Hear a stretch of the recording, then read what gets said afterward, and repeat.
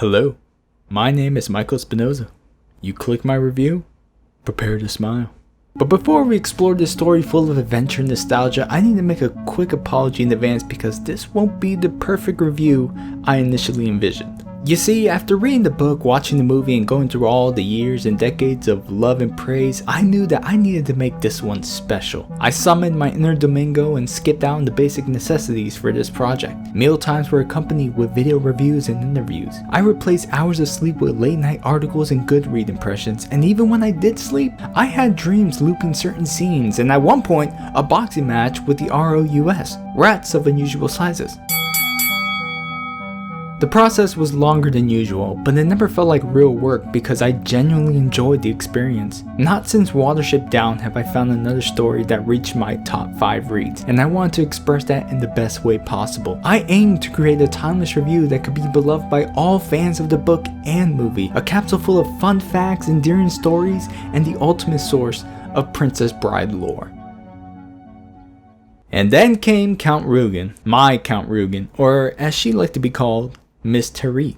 That sounded a bit harsh, but that's just how it is now. You guys don't know this, but I do have a fan who screens my videos and gives me her opinions on whether it's a yay or a nay. She's been a major help to the recent changes with the channel, and I'm grateful for her input, but my god, her criticisms hit harder than physique. Remember my review of It's Kind of a Funny Story? The one where I shared my own experience with clinical depression and how this book was a huge part in minimalizing the pain with a little laughter?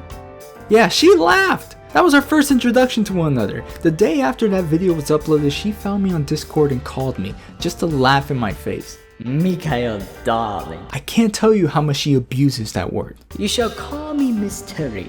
Long-time fan, first-time caller. I thought it was my sole duty as a viewer to tell you that this upload was hilarious. Not the video itself, but the feeble attempt to make a new video and brush off the fact that you've been away for 6 months with no warning and acting like this never happened. My dear, you simply humor my insides. So after that conversation and the rush of confusion from my audience, I decided to make an update video, and it was so supportive and amazing and really encouraging, I just went right ahead and made a new review. One about Spider-Verse, a movie I really enjoyed. Again, the day after upload, I get another call from Miss Tariq, but the conversation was less than jovial. Darling, what in God's name was that? At first, I didn't understand what she meant. I made sure to touch upon all the major aspects that made this movie excellent for me, but her focus can be very narrow at points and blind her from the rest of the video if done poorly. The opening, darling, the opening! You expect to wow the crowd with this kind of quality editing? This will not do. And so she signed me up for some Skillshare classes, and I got a better handle on Photoshop and After Effects. It was a chore at first, but once I understood the basics, I realized to grow up with my talents and started to have fun with the process that used to be so agonizing in the past. Her approach is direct, but I could never be upset because in the end, she just always seemed to be right. That is, until this review came along. I just recently started to have her look at my videos before uploading, and this was a big one, size-wise. I got a call the next day. My dear Mikhail, darling, this review, well, how can I gently put it? It reminded me of my second ex-husband. It was incredibly mundane, a terrible dream of my youth, and the flaccid excuse of entertainment this damaged platform has ever seen. I mean, really, darling, were you even trying with this one? For a story that really made an impact? Yes. Yes, I was really trying. What was wrong with it? I asked. I believe the question you're looking for is what isn't wrong with it.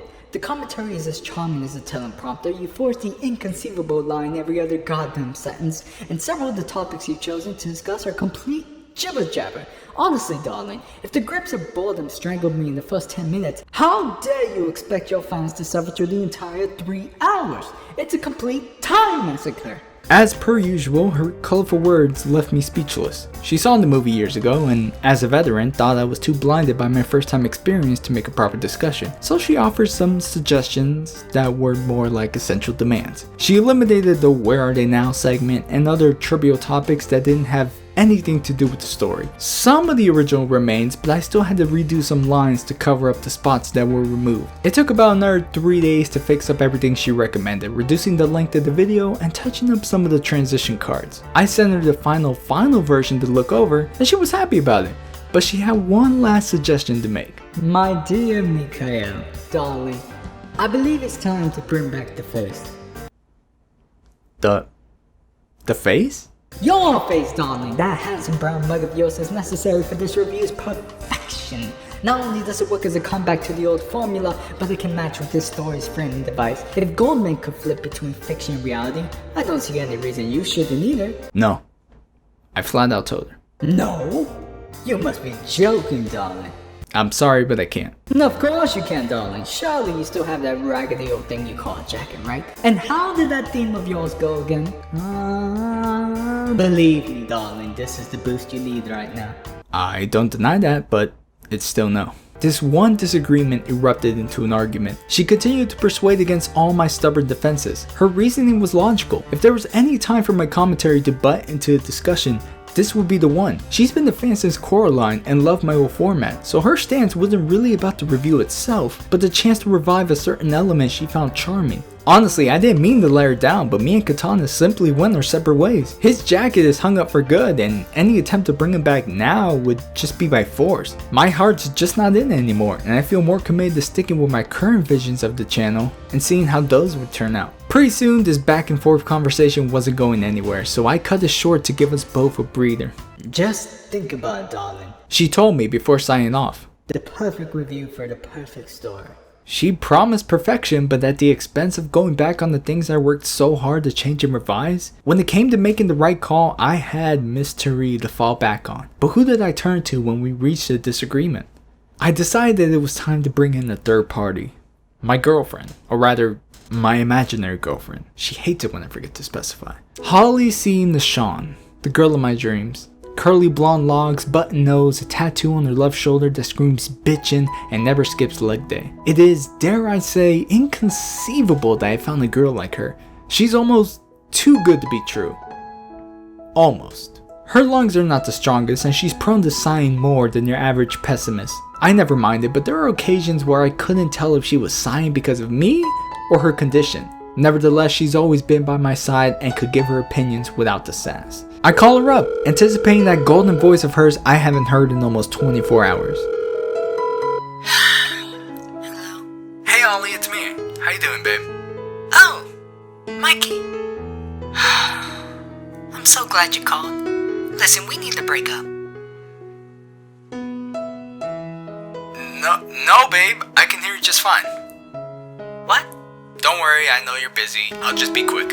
I've been working on the Princess Bride review with Miss Therese for days now, and it's almost there, but she says that it would be perfect if I brought back my character Katana to the public. And it's just, I don't know. I can see her point, but I'm also trying to move past that, if that makes any sense. Anyways, I just wanted to hear your opinion on the matter. Well, wait, but didn't you hear what I said? Yeah, babe, I can hear you fine now. Mikey. She started coughing, and that made me feel bad for trying so hard to avoid her opening line. Now I was the one sighing. I heard you. You know I hate it when you pretend like I'm not there. I'm sorry for throwing this on you so suddenly, but I didn't think I could handle a whole conversation knowing that this was over. But why? I just don't understand. Don't pretend that you haven't been seeing our problems lately. She was right about that. The honeymoon phase was long gone and we started to notice each other's habits. For instance, Holly had the tendency to disappear every now and then, especially when I wanted to introduce her to my friends and family. To this day, they still don't believe that she's real, and every time I plan some date for all of us to get together, she cancels at the last second. It was fine the first couple of times getting to know her, but at some point, I don't want people to think I'm crazy. You know I'll always love you, but you have to admit, we're not perfect for each other. I'm sorry, I have to go, I'm sorry. The K never reached her. I spent the rest of the night with a case of beer, watching Back to the Future, surrounded by the weight of pressurizing choices and the fresh wound of rejection. Some people call it depression, I call it Tuesday. The perfect review couldn't be gained over my current plans, and my relationship with the best girl I ever dated ended based on how imperfect we are. This word came up twice in the same day, but didn't live up to its very definition. In fact, this whole situation couldn't be any more messy and full of faults. And right there, at that moment, it hit me. The thing that makes something perfect because perfection in itself is faulty. It's impossible to achieve because your definition of perfection wouldn't exactly match with mine or anyone else's. To say that something is truly perfect will mean that it needs to be accepted by everyone, but that just isn't possible. I thought my final version of the video was perfect, but Miss Tari couldn't see it. I knew Holly and I were different, but I still believed that with enough work, we could be perfect. But she was quick to jump to our breakup. Perfection is subjective. You can spend your whole life finding that perfection, but it'll never be found unless you understand your definition of perfection. Fans can't judge what's perfect for you, and not even the lover. In the end, it's your decision, and if it doesn't match up with anyone else, don't feel like you're in the wrong. As long as it's not hurting anyone, you should be fine to believe what you think is perfect. So the next day, I told Miss Tari that I wasn't going to bring out the jacket again, but compromise an alternative that can work for the both of us.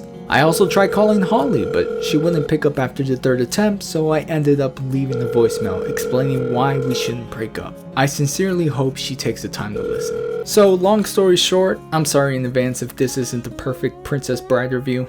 At least to your standards. Most might not get it, but I had fun with the process, and I only hope you enjoyed it as well. From me and Miss Tari, please enjoy the good parts of our Princess Bride review.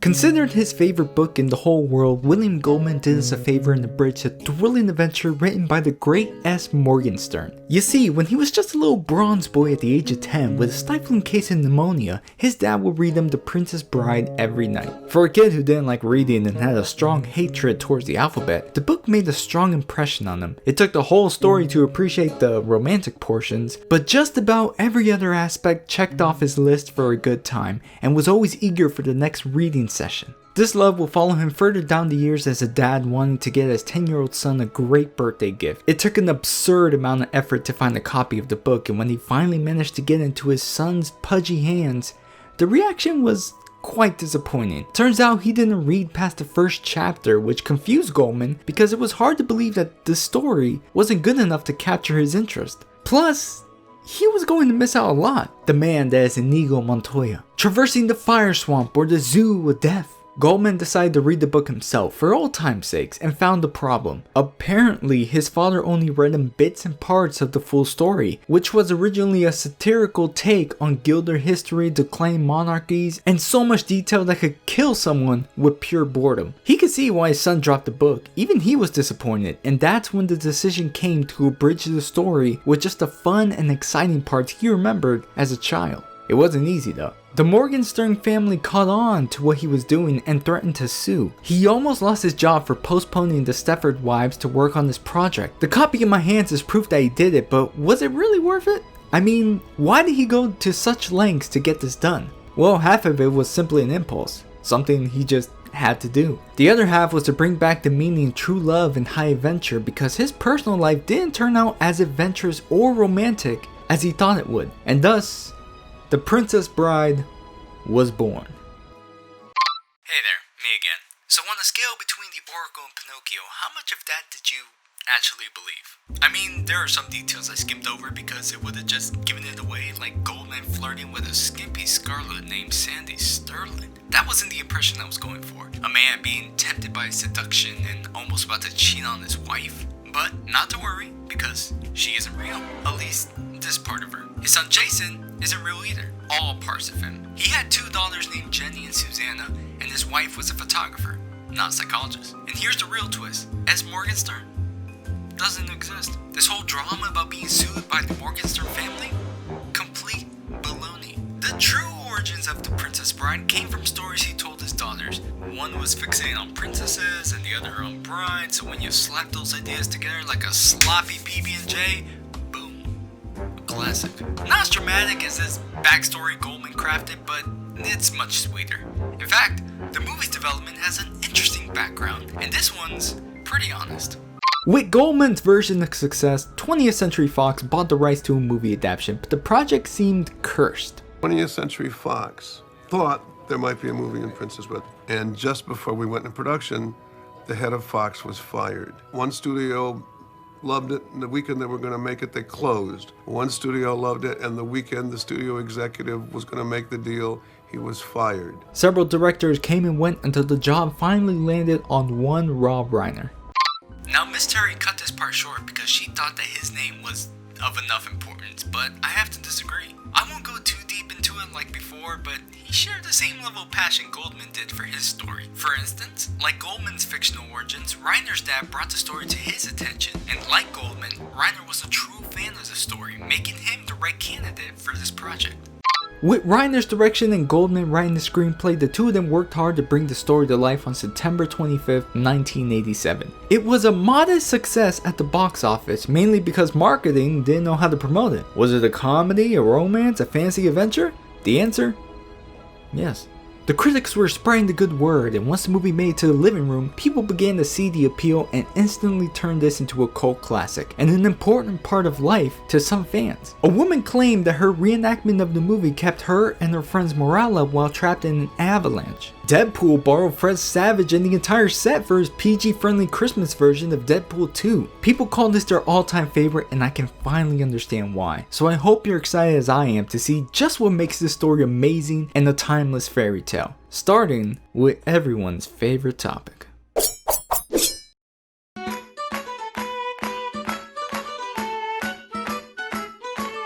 So, bad news. This section of the review was entirely scrapped, and for good reasons. Silly me spent so much time researching places that didn't even exist because, as Miss Therese pointed out, Goldman named these after coins. I guess I was being tugged along some fanfiction lore and would have rambled on for 10 minutes about pointless crap. Sorry about that. But at least we can move on to everyone's second favorite topic.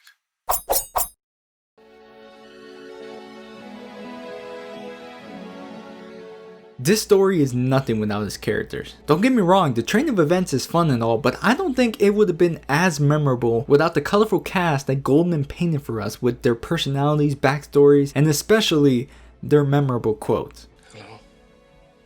My name is Inigo Montoya. You killed my father. Prepare to die.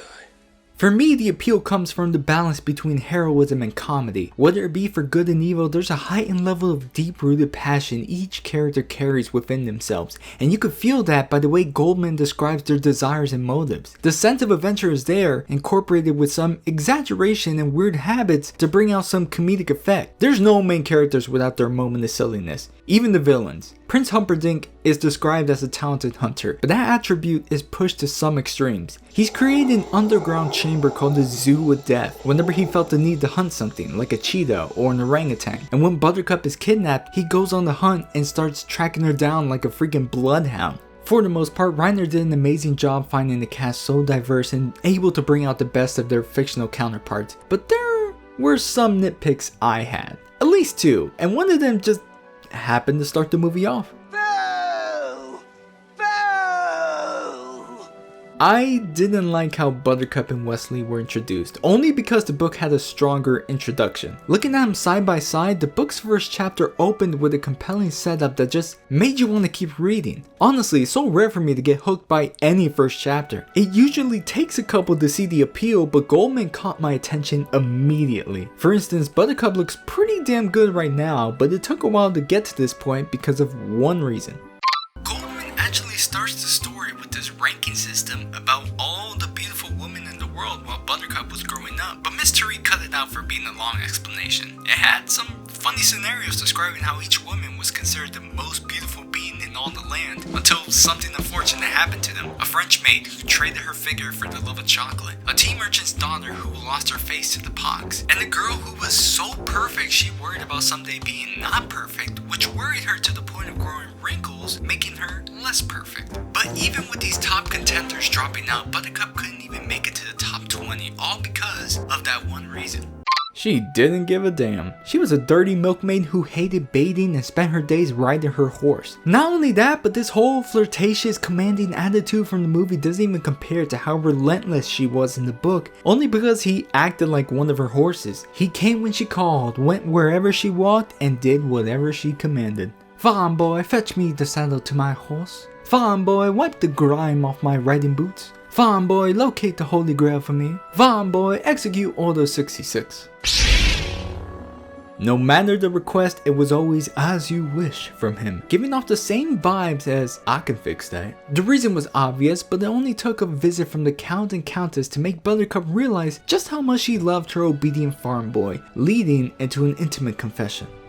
A confession that Miss Therese didn't like. From her words, it was so cheesy, darling, that the cows died of exhaustion. Now, this book is no stranger to romance. Goldman can go into paragraphs talking about love, and it was as real as Robin Wright and Carrie Ellis' chemistry. Apparently, they purposely screwed up the kissing scene at the end of the film just so they could keep doing it, which is probably something Wesley and Buttercup would actually do. That's how deep their love goes, but I won't go that deep. I'll just share one line from the book to show you how lovey-dovey it can be.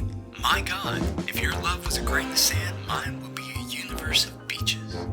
This love sparked motivation inside Buttercup to become more pretty for Wesley while he traveled to America to make some living for the both of them. But news traveled fast about his death by the dread pirate Robert, and Buttercup, heartbroken, made the vow to never love again. Even her marriage to Humperdinck wasn't based on love, but for money and power, and the fact that he would kill her if she didn't. Overall, this was my first introduction to The Princess Bride. Of course, there's nothing wrong with the movie's introduction, it still sets up the premise in a more simplified manner, probably due to time length, but there's no competition here. When it comes to backstories, Goldman goes far and beyond to make them compelling and adds more to these characters. Such as the circus thieves Humperdinck hires to kidnap his soon-to-be bride in order to instigate a war with the neighboring country, Gilder, the skillful Spaniard, the towering Turk, and the strategic Sicilian.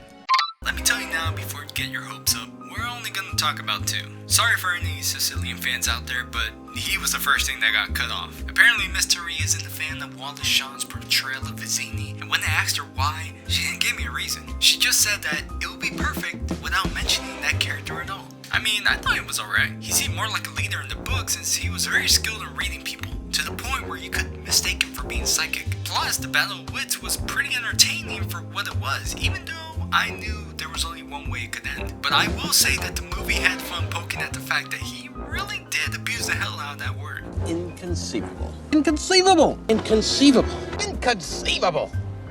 You keep using that word. I don't think it means what you think it means.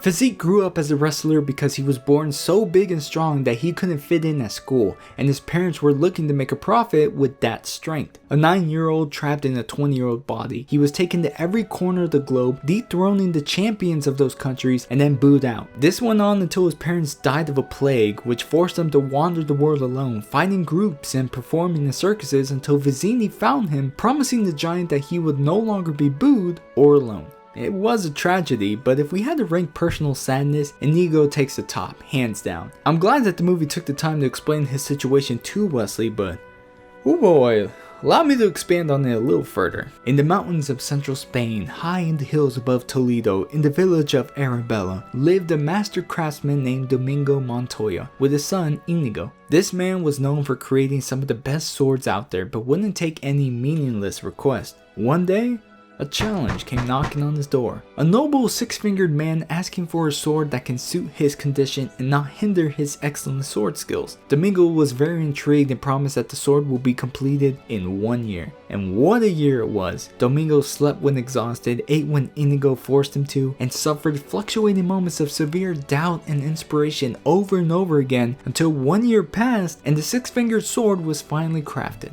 He was incredibly proud of what he created. The nobleman was not. He couldn't see the value Domingo saw and lowered the initial price of 500 pieces of gold to 10, which angered the craftsman. He returned the 1 piece of gold given to him as down payment, saying that he couldn't give up such a treasure to a man who only saw greed, and declared the six-fingered sword belonging to his son Inigo. Because of this, the six-fingered man killed Domingo before Inigo's eyes, and when the kid cursed out the killer, demanding a duel, it only took 15 seconds for the nobleman to carve a lesson in manners on Inigo's face. From that day forward, Inigo dedicated his life to revenge and traveled the world to study the art of fencing, hoping that one day he would kill the six-fingered man and avenge his father. But several years have gone by, and not only did he fail in locating this murderer, but he started to rely on wine to calm his nerves, turning him into an alcoholic. Worst of all, he was losing interest in fencing. He lived off on the winnings of local competitions, but there was no real challenge to go up against him. That is, until he met the mysterious man in black. But we already knew him as Wesley the farm boy, and when he and Buttercup reunite, he reintroduced himself as the Dread Pirate Robert. You see, on his way to America, Wesley was caught by the previous Pirate Robert, and after pleading for his life by bringing up his love for Buttercup, Robert becomes a softie and sends Wesley below deck, expecting to kill him the next day. But each day, Wesley proved to be useful on the ship, and Roberts kept saying he'll kill him the next day for a whole year until we passed on the name and ship, making Wesley the new Dread Pirate Robert. And these are just the main characters. The secondary ones have some traits on them, like Count Rugen's obsession with pain, the dynamic between Miracle Max and his witch of a wife, and even the albino zookeeper who watches over and imprisons Wesley, showing some sense of compassion whenever the machine is brought up into conversation. Nothing wrong with the movie's characters, but every time I look at them, I just think back to the book and Goldman's description of them because they weren't set up just for jokes. They had a little more dimension to them.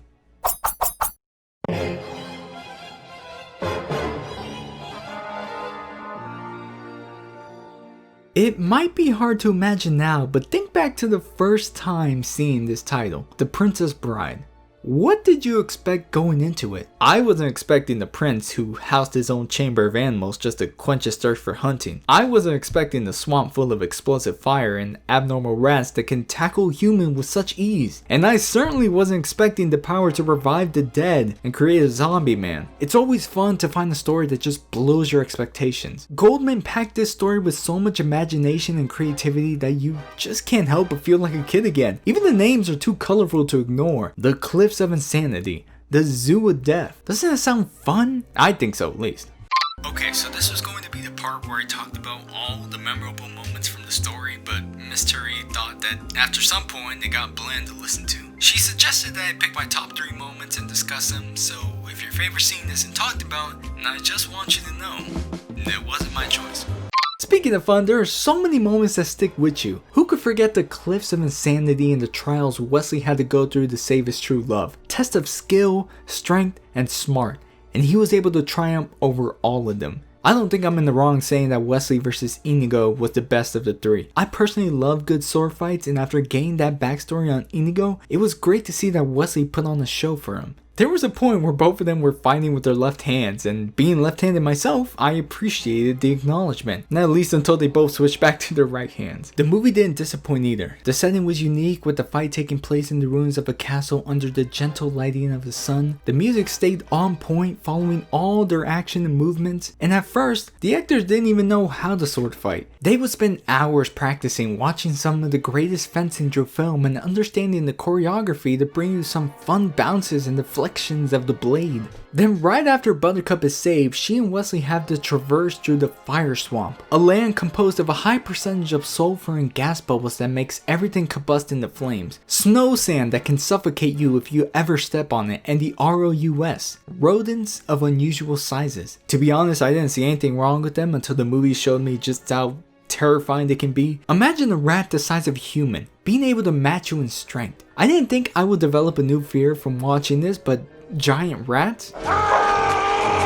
Yep, that's a no-no. But the best moment for me was Inigo versus Rugen. The revenge he's been training his whole life for finally came into fruition. Upon storming the castle to interrupt Buttercup's marriage, Inigo meets with the Six-Finger Man again, but not before dealing with the guards. And I mention this because there is one description that stuck with me and showed Inigo's determination to reach the man he'd been waiting so long to murder. Inigo attacked, the great blade blinding, and the 4th guard was dead before the first one had had sufficient time to hit the floor. Count Rugen takes the coward's route and brings the duel to the billiards room, ready to weaken Inigo with a surprise dagger. There's a struggle at first until Inigo remembers his training and what he was fighting for, and comes back to give Rugen his just desserts. The book and movie are parallel in how the events go, except for the finishing blow. The book handles Rugen's death a little more poetically, with Inigo literally carving out his heart, the same way Rugen did to him all those years ago. And according to the actor Manny Patinkin, he actually lost his father before production and understood the character's pain.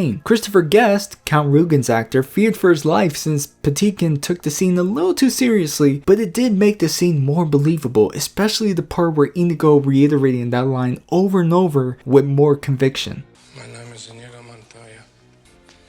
My name is Inigo Montoya. Hello! My name is Inigo Montoya. My name is Inigo Montoya. You killed my father. Prepare to die! No! Offer me money. So many moments to choose from because they are genuinely fun and the comedy is never far behind. I don't know if it was intentional or because of their budget, maybe both, but the movie had this really cheesy quality that gives it a unique charm. When Physique is climbing up the cliffs of insanity, it's easy to see 3 dolls wrapped around them, but the camera is far enough to kind of blur the difference. Or the entire rescue with Wesley half dead and Carrie Ells putting on a limp performance.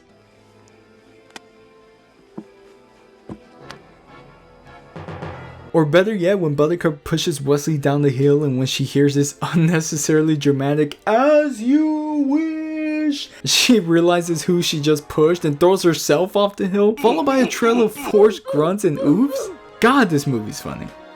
Originally, I was also going to talk a bit about the book's approach to humor, but I realized that it goes hand in hand with the next topic, which we'll be talking about right now.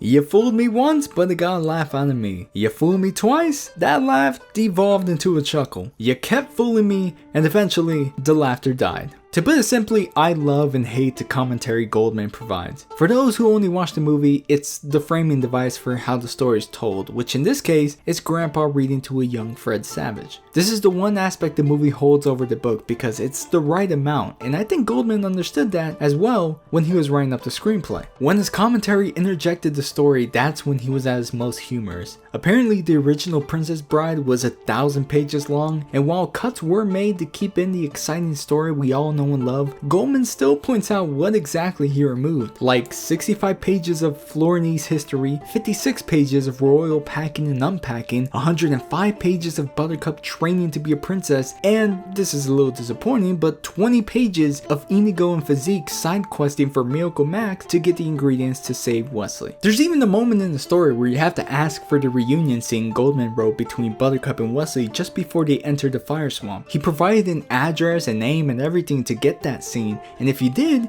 you get this detailed fake explanation about why it couldn't be made. I mean, that was just part of the humor. Goldman was out punking people way before Ashton Kutcher, and I would have loved to capture the reactions of people thinking any of this was real. I was already aware beforehand that this abridgment wasn't real, but I still kept my mindset on believing that it was for the full experience. I wanted to see how others saw it back in 1973, if I only knew what that meant at the time. Giving this some thought, I should have tried to find a copy of the original book and not the anniversary edition. To give you all a better idea, I read the 30th edition, which contained 2 introductions and a sample chapter of Buttercup's Baby, which was supposedly the sequel to The Princess Bride. At first, I didn't think much of the introductions. From my experience, they were usually a few pages saying a thank you to the fans for supporting the story for so long. But this is Goldman we're talking about. And one thing I learned about him is that he loves to paint a picture. It opens with the 30th anniversary introduction, which was 21 pages. Then came the 25th anniversary introduction, which was 12 pages. And after getting through it all,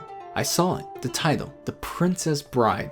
I didn't think it would be a struggle to get through, but I finally made it, and when I turned that page to start this incredible journey, 36 more pages about how Goldman came to create this abridged version. I couldn't be mad at this one because this is how the story actually starts, but my mind was so drained from those introductions I couldn't help but feel annoyed. This is why I praised that first chapter of the story. It was really strong and set up the story in such an impressionable fashion that it pulled me out of that slump and got me hyped up again. But can you see how much patience was demanded? Imagine if I did something like that. Imagine if I promised a fun review but I spent the majority of the opening talking about something so nonsensical and fake that it doesn't have any impact in the story. Whoops. So the beginning was rough, but the story was spectacular enough that it made me forget about the struggles to get there. But there was nothing to lift my mood when I reached the end. I drew the line there. The Princess Bride ends on the cliffhanger. Right after saving Buttercup, Wesley and the gang are running away from Prince Humperdinck and his troops, with each character screwing up or dying in some way, and eventually running into a dead end. They are surrounded, trapped, and then it ends right there. Please correct me if I'm wrong, but I'm almost positive Buttercup's Baby didn't exist back then, so readers were really left with that downer of an ending, and I can't imagine they were happy about it. That's why I liked how the movie handled the outer commentary and especially the ending. It's the ending Goldman's dad from the book tried to end on because it was more acceptable than Morgenstern's lackluster ending. Just one last say about Buttercup's Baby.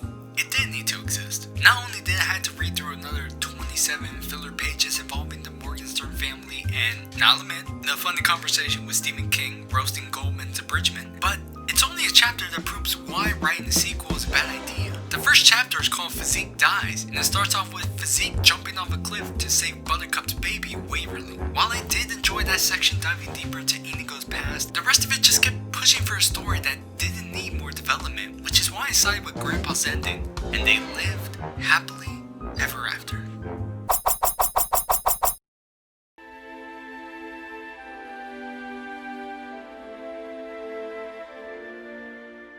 Choosing which one I like better was difficult. I know I shouldn't be thinking too hard about this, but this is a story that a majority of people enjoy deeply. A story I grew to appreciate for what it was. So here are my thoughts. The book has the stronger version of the story. How Goldman went about fabricating this whole narrative to make you believe that this abridgment was legit is admirable. He created some of the most memorable characters in fiction, wrote a clever story full of dry wit and satire that brought life to tiresome tropes of a traditional fairy tale, and wrote a story within a story in order to give this book its own uniqueness. So much effort went into this, and I can't imagine it was easy. I mean, you saw my attempt at the start, or at least I hope you did. That was probably the hardest part of this review, and I still believe it's faulty at some points, but like Goldman, I took a risk. I didn't go as long as he did with his, but I tried making a decent mimic. However, if I were to be honest with myself and decided to read the book again, I would skip over Goldman's fictional backstory and just read The Princess Bride. I already understand the gimmick and it doesn't really mean much to me since none of it was true. But if you listen to the stories behind the scenes and how fun and crazy it was to bring this story to the big screen, that's just one major plus to check out the movie. Listening to their interviews and documentaries, seeing how much the cast and director cared for one another, on and off set, the development of the movie had a wholesome crew and pure moments that you just can't help but appreciate. Just thinking about that was a lot more heartwarming than the book. You want to know the overall message of the book? Life's not fair. Sometimes people marry the wrong people. Sometimes people die and there's nothing you can do about it. And sometimes when you're expecting a happy ending, it just never comes because life isn't that fair. That's another problem I had with this book. Sometimes Goldman would just keep the story going, not knowing how to end it. I believe it was appropriate to end the story with Buttercup and Wesley, but in the sequel, they reach an island, Buttercup dies at childbirth, Physique dies trying to save her child Waverly, and now there's this whole mysterious villain with no face. And I'm sure with enough time he could have done it. But according to him, the well of creativity had run dry and that he wished he got lucky as he did with The Princess Bride. But if you ask me, this was a one-time story that just needed that simple ending. So to end things, I share one last thing that Goldman brought up to my attention at the end of his cliffhanger. The Lady or the Tiger. A short story written by Frank R. Stockton describing the choice a prisoner will have to make when two mysterious doors are presented to him. One has a lady that will immediately marry him, while the other is a vicious tiger ready to pounce at the first meal in sight. You never know which door he ends up choosing though. It ends with the reader assuming what the choice was themselves. So here I am presented with two choices myself. Do I side more with the book or the film? If I had the balls, I would probably just cut the video now, slide into the outro and call it a day, but that's such a cop-out. And besides, I've already made my choice. The book tells the story better, but the conclusion is less than satisfying, and unless you're a major fan and have the patience of a chair, reading it might bore you or annoy you. Maybe both. But the movie was designed for all ages and levels of patience. From beginning to end, it's a fun fantasy full of romance, comedy, and adventure. The tone is bright, the characters are charming, and the story remains a timeless classic. Not too long ago, there was talk of remaking this story, and now I understand the outrage for the idea. Why remake something that's already perfect? I mean, it's not completely perfect for me, but nothing's ever really perfect. I give it a 96%, which, if you round that up, it's damn near perfect.